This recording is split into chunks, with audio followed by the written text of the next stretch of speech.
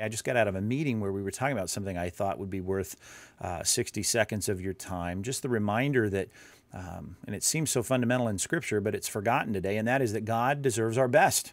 We ought to be giving Him our very best. It used to be in the church that the church building was the best building in town. The best and most articulate speaker was the preacher. The best musicians in town were leading worship in the church.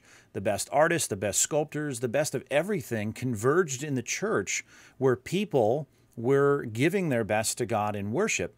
And the world looked on and saw that if anybody had any skill, if there was any excellence that they had in terms of talent or ability, it was always given and expressed to God in the local church. That was the place where you could find it. Today, it's not so much, right? It's a casualness has kind of settled in on the modern church, and the best of everything is usually found outside the church. The best speakers are motivational speakers. The best musicians are doing concerts, has nothing to do with God.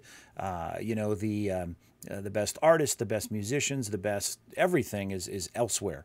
Unfortunately, we need to be reminded that God deserves our best. I read the Psalms, and you can see a level of excellence that is exhorted and admonished to the people always to bring their best to God.